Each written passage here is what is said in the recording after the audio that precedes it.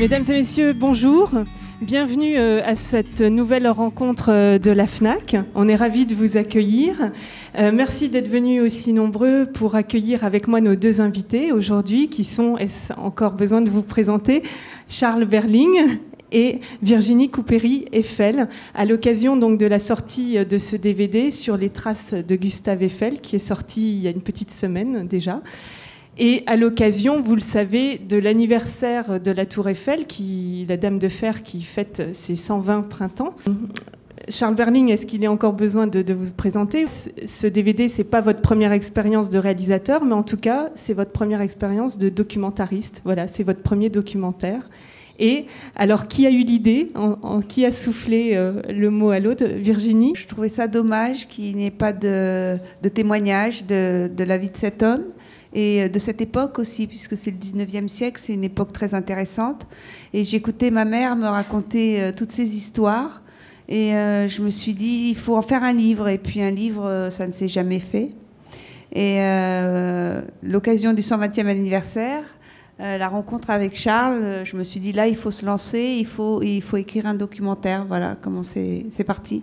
Après, j'ai demandé à Charles de le réaliser. L'esprit de famille l'a intéressé. L'esprit de famille, ça peut être très bien et comme très pesant. Dans ce cas-là, c'était une histoire à raconter. C'est vrai que c'est une histoire de famille, mais c'est ça qui est bien, c'est que ça parle à tout le monde. Parce qu'on a tous une histoire de famille et on a tous à un moment donné envie de chercher d'où on vient. Et donc, c'est ce qu'on a voulu raconter dans ce film. C'est-à-dire que nous-mêmes, on se retourne vers notre passé et on cherche dans nos armoires, dans les vieux secrétaires, des lettres, des témoignages de cette époque et de notre famille. Donc ça, c'est une recherche que tout le monde comprend et que tout le monde a un jour envie de faire, je pense. C'est vrai qu'à travers ce film, le fait de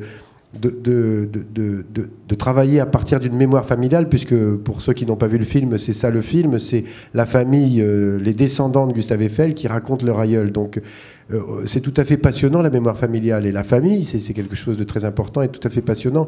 Et donc en travaillant sur ce film, même je dirais qu'on a découvert à quel point les ascendants et les descendants sont influencés les uns par rapport aux autres. Alors Virginie, vous êtes apparue plusieurs fois à la télévision ces jours-ci, et quelqu'un de votre famille, du clan Eiffel, dit que c'est vous qui connaissez le mieux l'histoire justement de Gustave Eiffel. C'est moi qui ai le plus travaillé peut-être avec ce documentaire. Non, c'est pas moi qui le connais le mieux, mais je m'y suis forcément beaucoup intéressée. Donc on avait la chance d'avoir énormément de correspondances, parce qu'encore une fois, on est au 19e siècle, donc tout se passe par l'écrit. Et l'écrit reste. Donc on a beaucoup de lettres de Gustave Eiffel et grâce à ça, on a le ressenti de l'homme. Et ça, c'était très important pour nous de savoir qu'est-ce que pensait cet homme quand il a fait tout ça, quelles étaient ses aspirations, quelles étaient ses inquiétudes, comment vivait-il en famille, qu'est-ce qui le rendait heureux ou malheureux. C'était vraiment mettre de l'émotion et de la vie dans ce personnage. Parce qu'aujourd'hui, Gustave Eiffel, c'est une tour, c'est tout. Enfin, dans l'inconscient des gens, c'est que ça. Alors c'est vrai que voilà, vous retracez son histoire depuis sa petite enfance, qui est un épisode assez touchant dans le film. Vous dites finalement que c'est un mauvais élève, qu'il a des punitions. Ça nous a beaucoup rassurés. Non mais c'est bien parce que ça prouve que rien n'est écrit et en plus c'est une accroche très importante l'enfance, parce que on a tous été des enfants et c'était moi ça m'intéressait beaucoup de savoir quel enfant était-il justement pour devenir cet homme incroyable, cet ingénieur incroyable.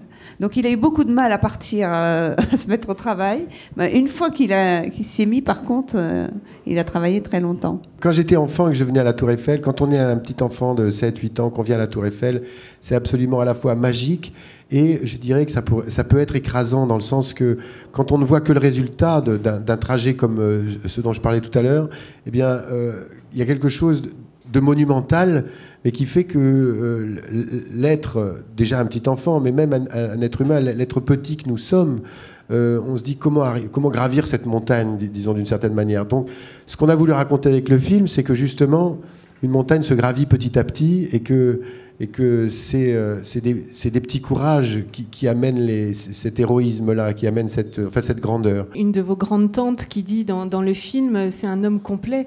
Il sait à la fois s'entourer des bonnes personnes, décider, faire des choix et réaliser. Donc effectivement, il est à toutes les étapes de ses projets. C'est vrai qu'il a étonnamment réussi à toutes les étapes. Et je ne sais pas si aujourd'hui ce serait possible, ça, parce que maintenant, on est tellement spécialisé, chacun son secteur. Et c'est vrai qu'il a eu une réussite incroyable.